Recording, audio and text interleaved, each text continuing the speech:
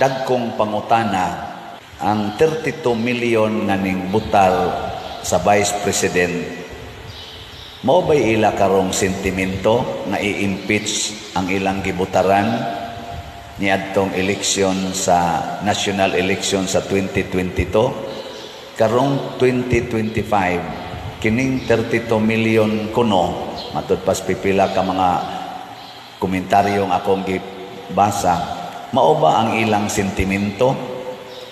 O mura sila og gikawatan sa Kongreso sa ilang balaanong katungod sa pagtuboy og usa ka opisyal sa gobyerno? Kaya ang nag-impeach 215 congressmen, 215 ka congressmen ang nipirma. Siyam ang taga Sugbo, ang congressman nga gikan dinhi sa Cebu. Nipirma sila nga i-impeach ang Vice President. Kitang tanan nga mga butante sa Cebu, girepresentahan ba ta ning siyam ka mga Cebuano congressmen nga atong gustong ipa-impeach ang Vice President karong panahon na? Kay gitawag man sila House of Representatives. So muna'y unang pangutana. Ikaduha, fourth impeachment complaint ang ilang gi-entertain.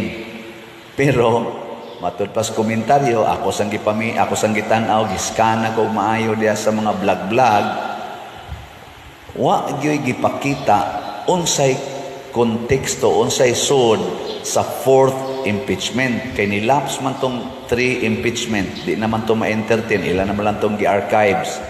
Kay nilapse man sa ilang time frame. Kining fourth, pero wa nila gipakita unsa gyoy sulod anang fourth impeachment complaint. Giditsuan lang nila og butar in one day setting. Ana ra yung adlaw.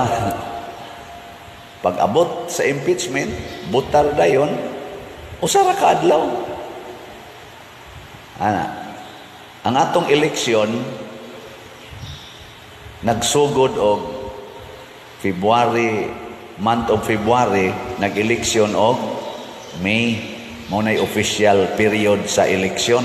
Sa ato pa magsigitag discuss, magsigitag pamalandong, angayan ba kung mubutar ani o dili, angayan ba kung mubutar ani o dili. Unya ni butar dayon ang 32 million sa Vice President. After na malandong for February, March, April, May, 3 ka buwan nga pamalandong. Una pa ta ni butar. Pero pag impeach sa Vice President, it took only one day for the 215 representatives of people to impeach. Is it not an insult to individuals na 32 million, more or less, nga namalandong og 3 months, individually ni butar, ni linya, init ka istanan dito sa voting eleksyon, ni linya gyud dito. Ang uban ato napasaras gutom. Ana. Nya here comes the representatives nga in one day gi-impeach na nila kining gibutaran sa 32 million. Nya wa gani discussion unsa may kaso nagibasihan sa atong pag-impeach, wa gipakita nato.